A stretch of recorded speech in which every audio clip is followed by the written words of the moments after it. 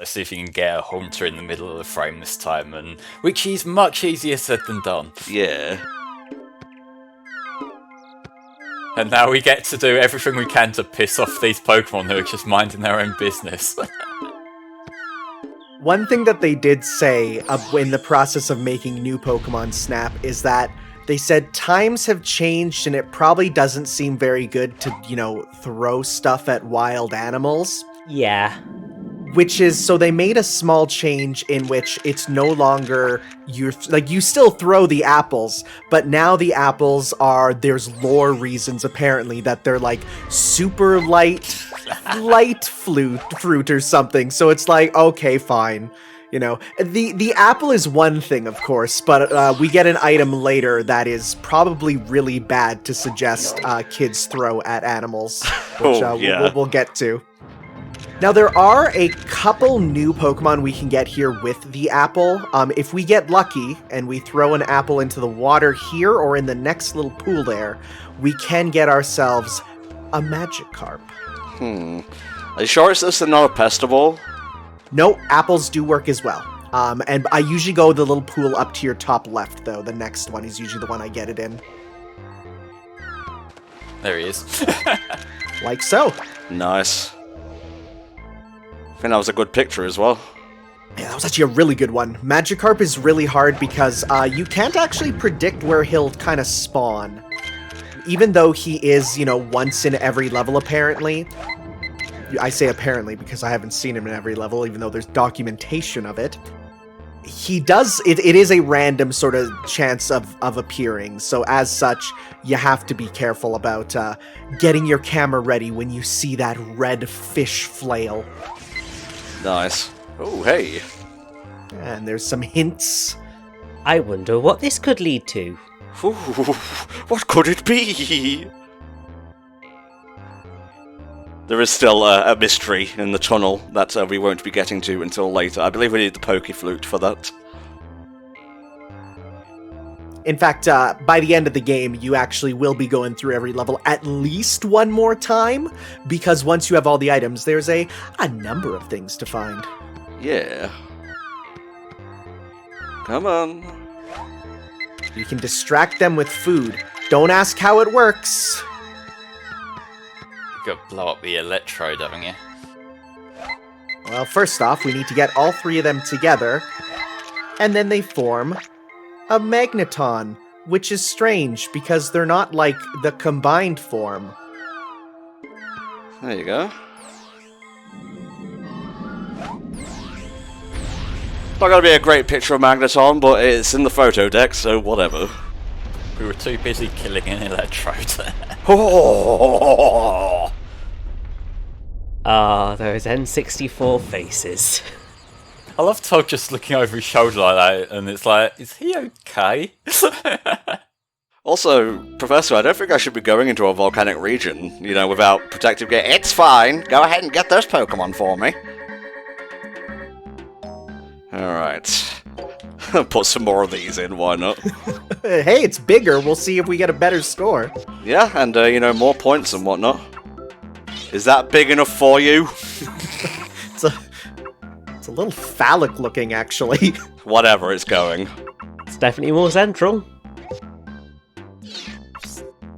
Oh, yeah, look at that. Oh, look at that, right in the center. He's flopping. It's a gun. Oh, it's a gun.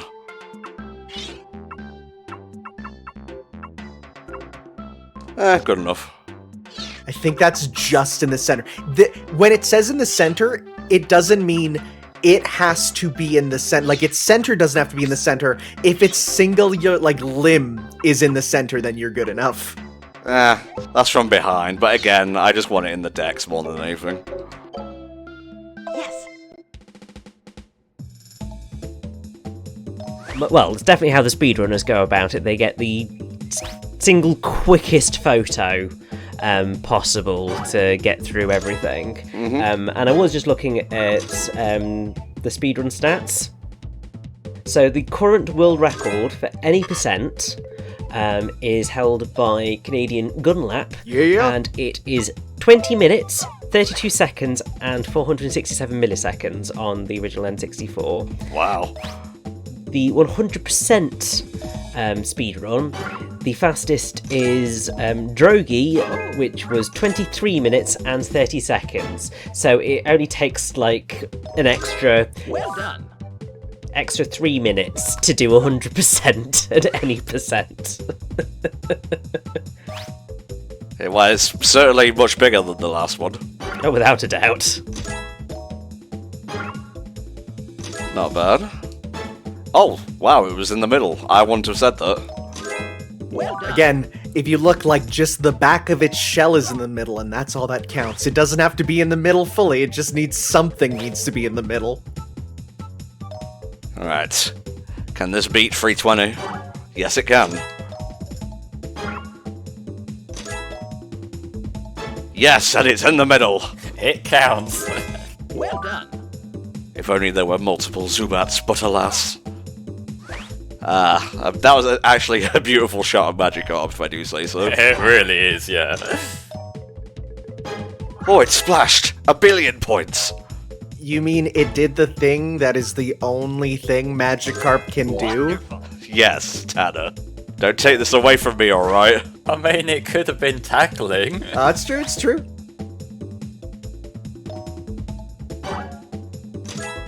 That's slightly better. Oh, there you go. Good. Yes, an improvement all around on the last one. Well done. I'd say the Pikachu in the background's closer to the centre than the Hunter was. You're not wrong. Hey, I never said I was a professional anything, alright? Let alone a photographer. Like, really, Todd is 10 years old, and he's out doing these photos. It actually says in the Japanese version of his episode of the Pokemon anime, on his little camera card that he hands out, it says age 10. They removed that for the 4Kids version.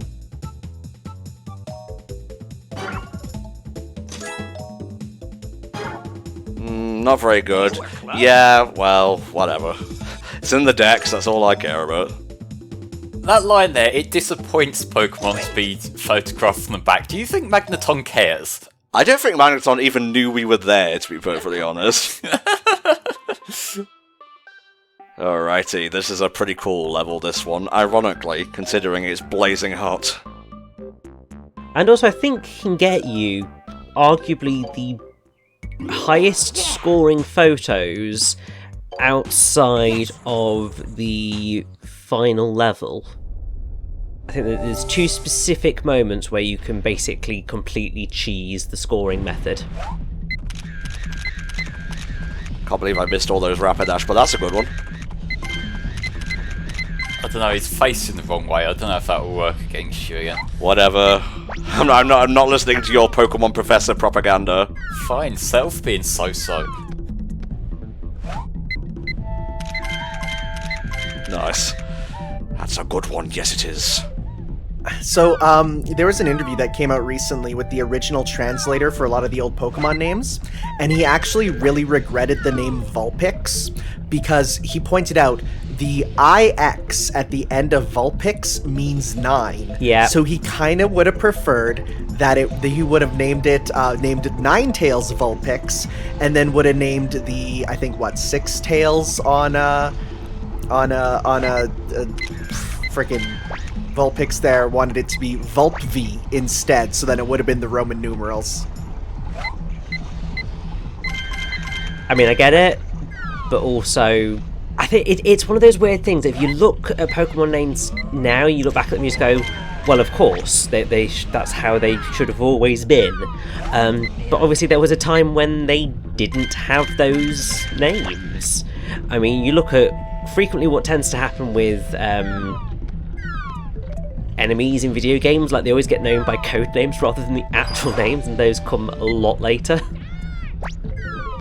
Especially for the first generation, they don't really have any conventions, there's no precedent for how you go about naming them, so at that point you're basically picking something that sounds cool and hopefully isn't too stupid. Actually, there was a precedent. I watched a video where basically what he decided to do was they got the guy. His name is Nob Oguwara. Real cool guy. He translated the series all the way up to Platinum there. But he revealed, like, there is a formula for naming Pokemon. And so he sort of went through a bunch of unreleased Pokemon that were sort of beta Pokemon that were shown off in various places. And he went over how he would have translated them, you know, as now a fan more than anything. And it's really interesting. It's usually like a combination of 2 or 3 sort of terms, usually something relating to the animal, and then it might be like an emotion or something. He breaks it down. It's really good. I recommend giving that a watch there. It was put up on Did You Know Gaming, but it wasn't a regular Did You Know Gaming video. Bless. Now, I don't think we can get a couple of Pokemon here without Pester Ball, so we'll have to come back later. However, you should be able to get this one. Oh yes. If there's one Pokemon I remember how to proc in Snap, it's me boy Charizard. Oh yes. And actually, this makes the Charmander line the only Pokemon line in the game that has its entire evolutionary line present. Interesting. See, Charizard has always been a Shieldmon, it's not a new thing. Like, I say that, but I fucking love Charizard. I buy right into what they're putting down for me, I don't care. Can we just point out, though, what the canonical size of Charizard actually is? Do we have to? I don't want to think about manlet Charizard. Oh, he's such a fucking manlet, Jesus Christ. So I guess the nice thing, though, is this game is good evidence for people, because there's people who don't really get this. When the Pokédex lists their height, that just means the average height, usually. Pokemon, like most creatures, can be different sizes. Compare a Chihuahua to a Doberman. It's not quite in the center, but it's a good pick nonetheless. Yeah, Vulpix. Oh, Yeah, that's got 2 of them, that's a good one. Yes, hell yes. I'll tell you now, fighting Magmar scores better. Yep, the 2 Magmars blowing fire at each other. Yay! It's a bit far away, whatever. Apple-shaped food! Magmar's only pissed because he's a Japanese Magmar and his parents called him Booba. Fucking boomer, I swear to God. Nah, I would use fighting Magmar, but look at it. Yeah, we got it from behind. It's not going to be worth too much. Ah! That's a good roar. Fucking weird polygonal N64 Charizard. Not a bad run there. We even got a Moltres in, so let's see what Prof Oak thinks of our run here. This one's not going to do too well, I don't think. That fire may potentially be in the center. We'll see. Yeah, well, it goes into the Pokédex, so whatever. Let's see, this is Vulpix. What's up with that name? It doesn't make a lick of sense. Oh, it looks happy. Very good, yes. He got the cute bones. And there's even other Vulpix in the picture. Oh, Oh, 420! blaze it. Wonderful. Oh my god, this is violent. Magnificent. 1 trillion points.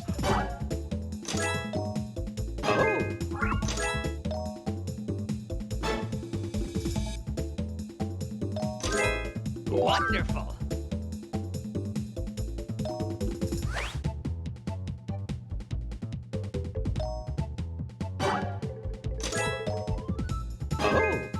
Oh, it's roaring. I can tell that from 10 billion miles away. I just want Oak to take a look at, like, the Charmander and Magmar fight and go, no, let them fight. Yes, I enjoy this. Yeah, $100 Poké on Magmar. There are so many happy Charmanders. Great. Oh, son of a bitch! Well, I'll have to go back through anyway, so it doesn't matter. But I mean, that Moltres should, by rights, score highly, but you never know. Yeah, it's got the whole Phoenix Rising pose, hasn't it? Sadly, there's really not much you can do to get poses other than that for Moltres. How's the size? Really? Look at the fucker! I think it's because one of his wings is off the framing there. He likes the whole body in. Wait. Whatever. Whatever, I don't care. We're almost halfway through the fucking game anyway. Welcome back. When we come back, you might get a better shot if you can get him breathing fire at you. I think you have to keep throwing shit at him after you've originally evolved him then. Yeah. Ooh, the river. Nice. Let's go! Yes. Now, this one's got a handful of bonus ones that I could never do consistently, if I recall. Like, there's the Slowbro, and I think there's a Porygon somewhere as well. Well, you have to do Porygon to open up the next level, I think. But also there is one that's just sort of randomly hidden there that you can get as well. Yes. I was about to say, isn't there Gyarados in this one? But Gyarados is in a later one, is he not? Yeah, that's later on. He is, except in the official strategy guide for this game, it lists there being Gyarados in this river, and that frickin' terrified me as a kid. The idea that Gyarados can, like, swim through the river here, it was a typo. But as a kid, I was, like, always scared of throwing too many apples, that a frickin' giant Gyarados is just gonna come and you know, attack me. Yeah, one of the things that sort of you obviously want to do is you want to keep getting Pokemon in your photo decks, because obviously that's how that works. But the thing that you are going to want to definitely do in order to get your different items is to ensure that you get a decent score on most of them. You get the Pokemon food at 14,000 points in your Pokemon record. You get the next item at 75,000 points, so we should definitely get it after we have finished our time on the river here. You get the third one after you have gotten 175,000 points in the record, and then your final item you get for showing Professor Oak a specific thing. What could that be, perchance? I'm sure you'll figure it out. Yeah, give us about 25 minutes and we'll get there.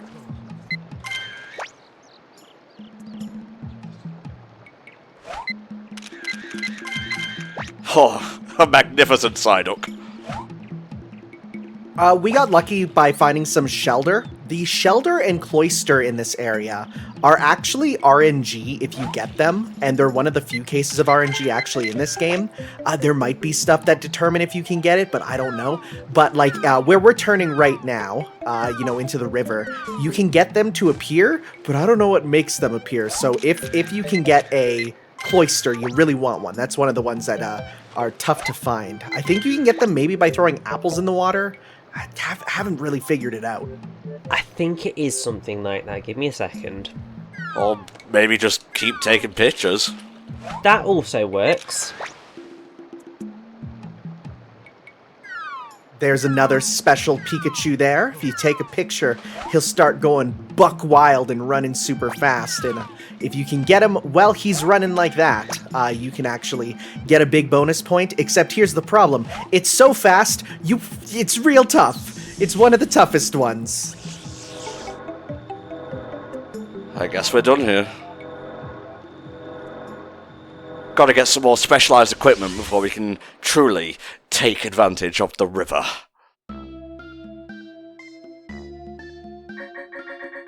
Gonna have to pick carefully here, I don't want another fucking Charizard incident.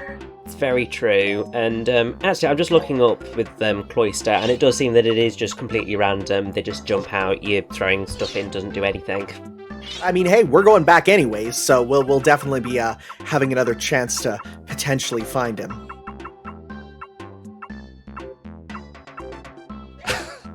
Why Shelder and Cloyster just fly around in the air, we'll never know. Yeah, because they're not like psychic or anything, are they? Nope. Unless that Gyarados is there and he's yeeting them up.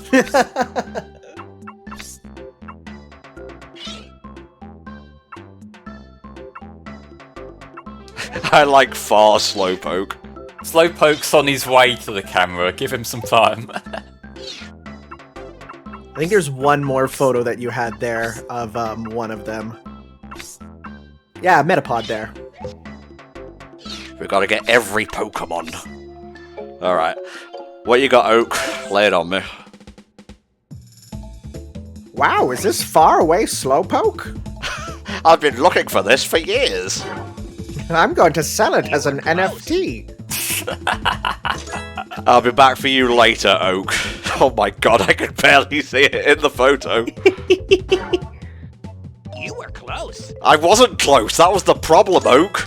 Yeah, I want to say that the best photo you can get of Slowpoke is when it's fishing. I think you can, if you get it right as it's evolving, but before it switches over to a Slowbro. That's another one you can get big points for. But fishing is consistently better. Metapod's probably not going to do very well either. We need Pester Balls for this, I believe. You were close. We need to throw a big ball of poison at it to get good pictures. Well, at least we got So-So for that. I was worried it would go the other way. Yeah, Psyduck's a hard one to gauge because it looks like he's sort of looking away from the camera and it's hard to tell whether it's going to count it or not. Oh boy. You were close. Yeah, kind of a iffy run there, but you know, that happened in the tunnel, so we can always redeem ourselves. I think the older one might win there. Dunno. Interesting. This one is sparkling. Sparkles denote that it is a special picture.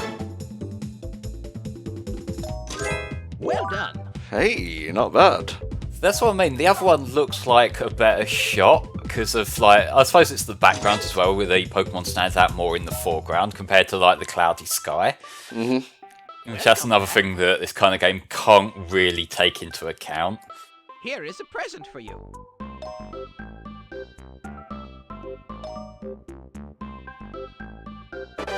Ah, the Pester Ball. Now we can get one of the last Pokemon in the beach, actually.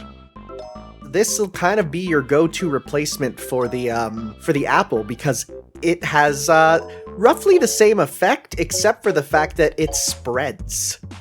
Yes.